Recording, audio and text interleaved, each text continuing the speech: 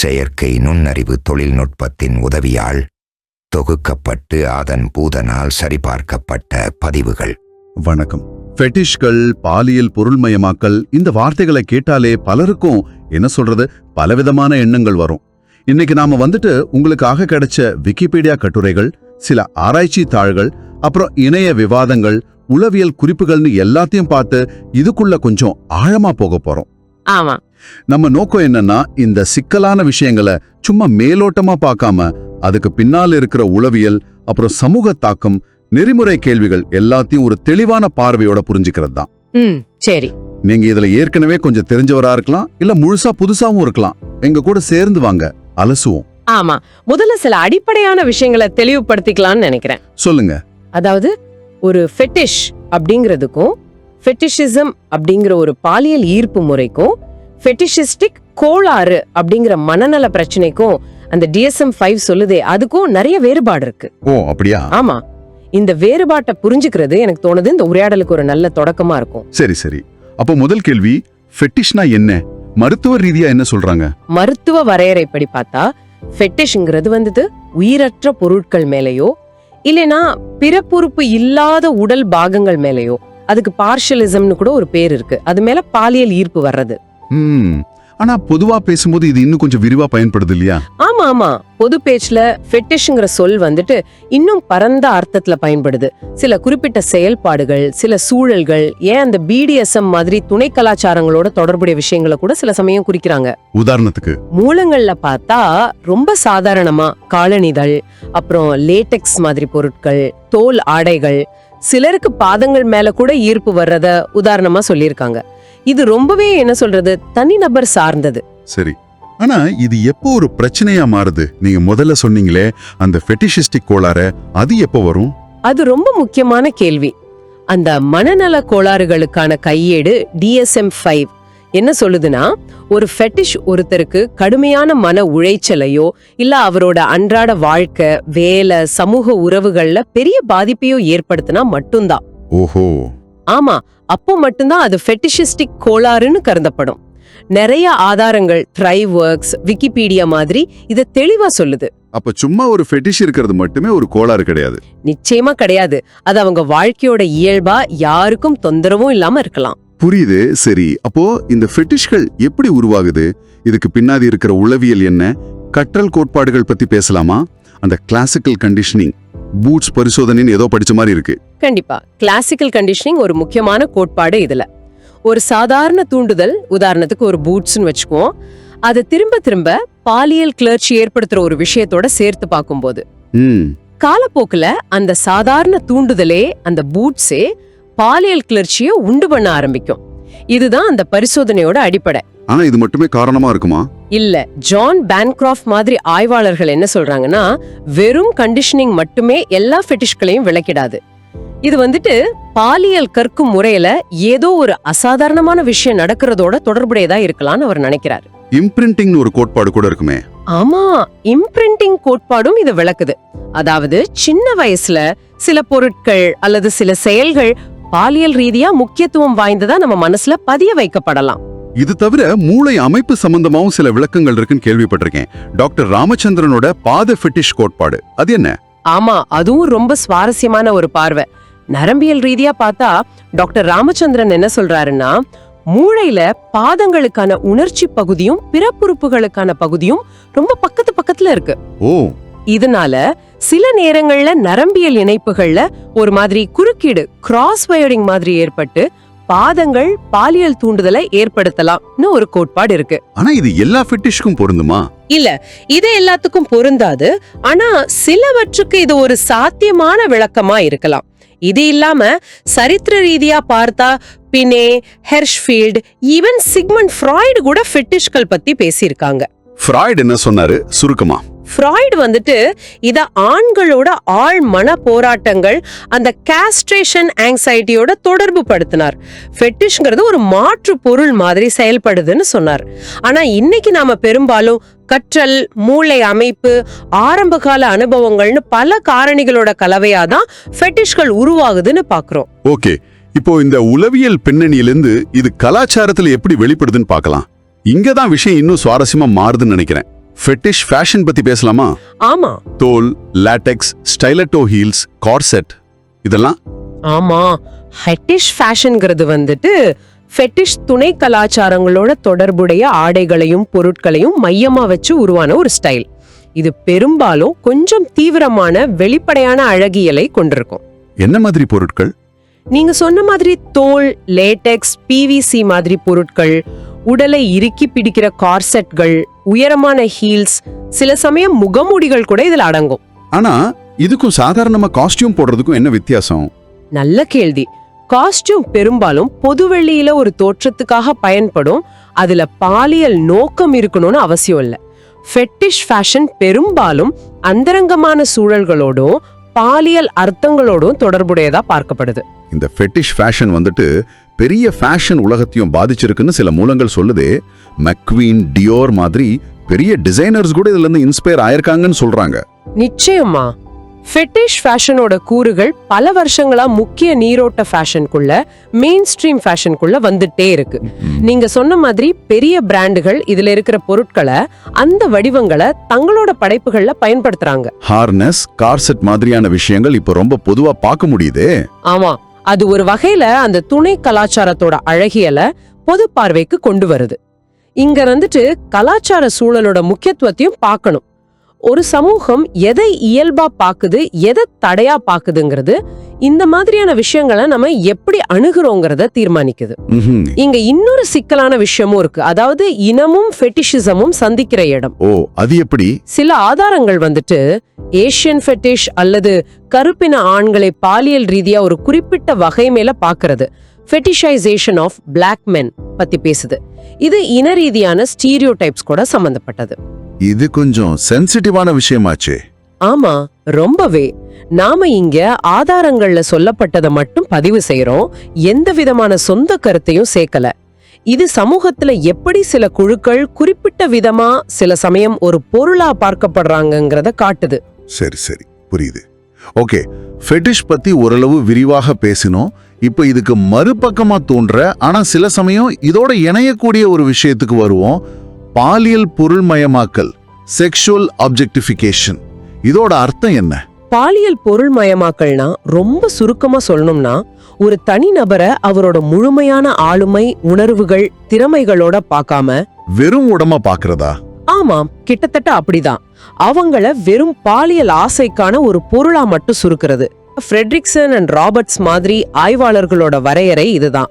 அதாவது ஒருத்தரோட தோற்றம் அல்லது உடலின் பாலியல் அம்சங்களுக்கு மட்டும் அதிக முக்கியத்துவம் கொடுத்து அவங்களோட மத்த மனித பண்புகளை புறக்கணிக்கிறது.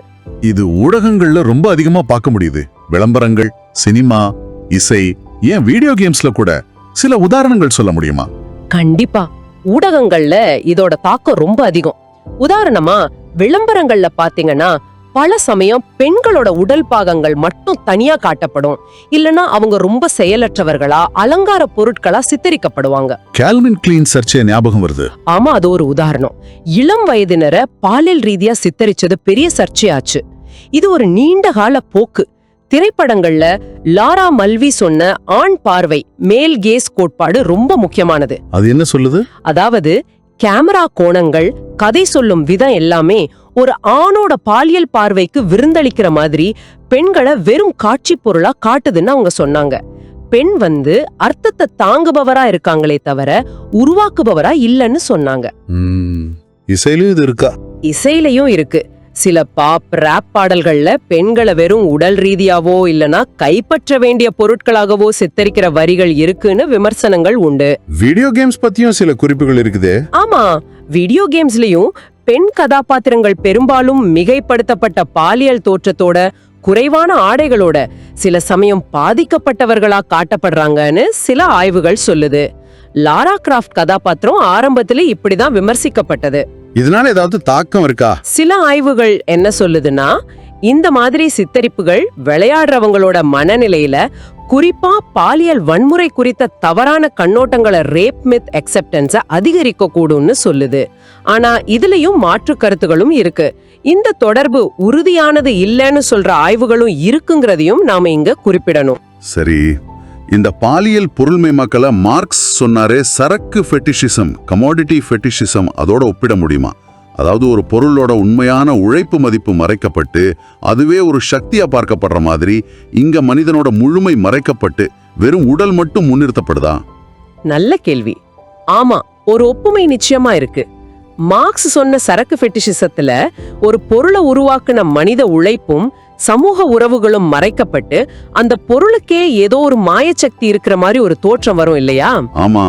அதே மாதிரி பாலியல் பொருள்மயமாக்கல்ல ஒரு நபரோட ஆளுமை, சிந்தனை, உணர்வுகள் எல்லாம் மறைக்கப்பட்டு அவங்களோட உடல் அல்லது பாலியல் செயல்பாடு மட்டும்தான் முன்னிலைப்படுத்தப்படுது.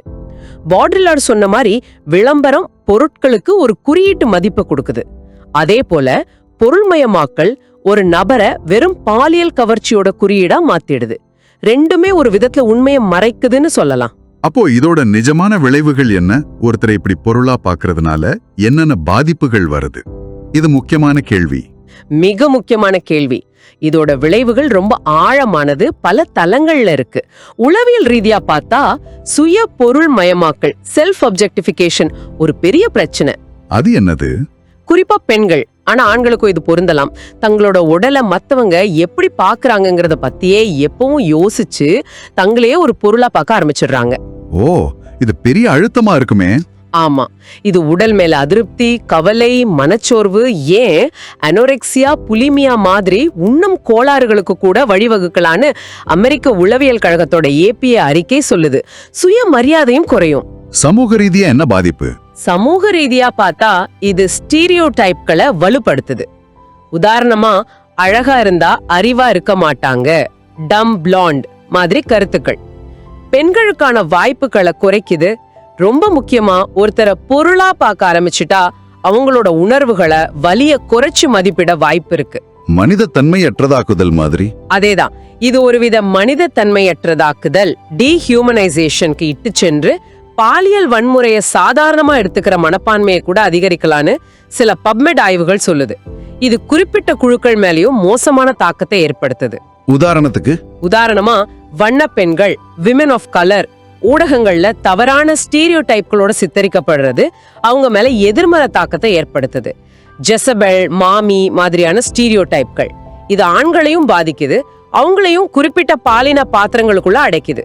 ஆதிக்கம், சமர்ப்பணம் மாதிரியான விஷயங்களை வலுப்படுத்துது. இதுல ஆடைக்கும் பொருள்மயமாக்கலுக்கும் தொடர்பு இருக்குன்னு புவனேஷ் அவஸ்தியோட ஒரு கட்டுரை சொல்லுது. பப்மெட்ல பார்த்த மாதிரி ஞாபகம். கவர்ச்சியான உடை போட்டா பாக்குறவங்க மூளையில அவங்கள முழு மனுஷனா பார்க்காம பொருளா பாக்குற மாதிரி செயல்பாடு மாறுதுன்னு. ஆமா, அந்த ஆய்வு ஒரு சுவாரஸ்யமான விஷயத்த சொல்லுது. ஆனா இது ரொம்ப முக்கியமான விஷயம். இது பாக்குறவங்களோட பார்வை சார்பு நிலை தானே தவிர பாதிக்கப்பட்டவரை குறை சொல்றது கிடையாதுங்கிறத நாம அழுத்தமா சொல்லணும் இல்லையா? மிக மிக முக்கியமான விஷயம் அது. நீங்க சொன்னது 100க்கு 100 உண்மை. அவஸ்தியோட ஆய்வு என்ன சொல்ல வருதுன்னா, ஒருத்தரோட உடை, குறிப்பா சமூகத்தால் கவர்ச்சி என வரையறுக்கப்படும் உடை மற்றவர்களோட பார்வையை பாதிக்கலாம். இது அந்த நபரை ஒரு முழுமையான வியக்தியாக பார்க்காம வெறும் உடல் பாகங்களின் தொகுப்பாக பார்க்க தூண்டலாம். இந்த பார்வை மனிதத்தன்மையற்றதாக்குதலுக்கு வழிவகுக்கலாம்.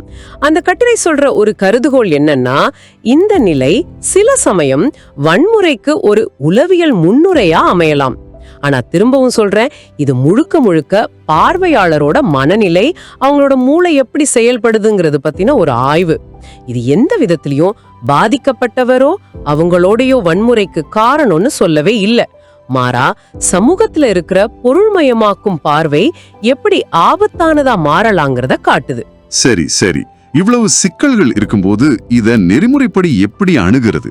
குறிப்பா ஃபெட்டிஷ்கள் சம்பந்தப்பட்ட விஷயங்கள்ல மற்றவர்கள் சம்பந்தப்பட்டு இருக்கும்போது ஒப்புதல், கன்சென்ட் எவ்வளவு முக்கியம்? நிச்சயமா நெறிமுறை தான் இதுல மையப்புள்ளி. நம்பர் அனாலிட்டிக்ஸ் மாதிரி ஆதாரங்கள் சொல்ற மாதிரி எந்த ஒரு பாலியல் செயல்பாட்டிலையும், அது ஃபெட்டிஷ் சார்ந்ததா இருந்தாலும் சரி, சம்பந்தப்பட்ட எல்லாரோட முழுமையான, தெளிவான, தொடர்ச்சியான ஒப்புதல் கட்டாயம் தேவை. தெளிவான தொடர்ச்சியான ஒப்புதல். ஆமா, ஒருத்தரோட ஃபெட்டிஷ் இன்னொருத்தரையோ அவரோட பொருளையோ சம்பந்தப்படுத்தும் போது அந்த இன்னொருத்தருக்கு என்ன நடக்குதுன்னு முழுசா தெரிஞ்சு மனப்பூர்வமா சம்மதிக்கணும். ஷ்ரிங்க் டேங்க் விவாதம் சொல்ற மாதிரி ஒருத்தருக்கு தெரியாமலே அவங்கள ஒருத்தரோட ஃபெட்டிஷ்காக பயன்படுத்துறது நிச்சயமா நெறிமுறையற்றது. அப்போ உறவுகள்ல வெளிப்படையான பேச்சுவார்த்தை, எல்லைகளை மதிக்கிறது இதெல்லாம் ரொம்ப முக்கியம் இல்லையா? மிக மிக முக்கியம். அதிகார ஏற்றத்தாழ்வுகள் பத்தியும் யோசிக்கணும். ஒரு உறவுல யாருக்கு அதிகாரம் அதிகமா இருக்குங்கிறது ஒப்புதல் உண்மையானதா இருக்கா இல்லையாங்கிறத பாதிக்கலாம். அதனால வெளிப்படையான உரையாடல், ஒருத்தரோட எல்லைகளை மதிக்கிறது, பரஸ்பர மரியாதை, இது எல்லாமே ஆரோக்கியமான நெறிமுறை சார்ந்த பாலியல் வெளிப்பாடுகளுக்கு அவசியம். சரி, ஒரு ஃபெட்டிஷ் கோளாறா மாறி அது ஒருத்தருக்கு ரொம்ப பிரச்சனை கொடுக்கும்போது என்ன பண்றது? அதுக்கு சிகிச்சை முறைகள் இருக்கா? சில மூலங்கள் பாலியல் சிகிச்சை, சிபிடி மருந்துகள் பத்தி சொல்லுது. பாலியல் சிகிச்சை, செக்ஸ் தெரபி மூலமா அந்த நபரோட பாலியல் வரலாறு, தூண்டுதல்கள், அதனால ஏற்படுற மன உளைச்சலை புரிஞ்சுக்க முயற்சிப்பாங்க. சிபிடி எப்படி உதவும்? அறிவாற்றல் நடத்தை சிகிச்சை சிபிடி மூலமா அந்த ஃபெட்டிஷோட தொடர்புடைய தேவையற்ற தீங்கு விளைவிக்கிற எண்ணங்களையும் நடத்தைகளையும் மாத்த முயற்சிப்பாங்க.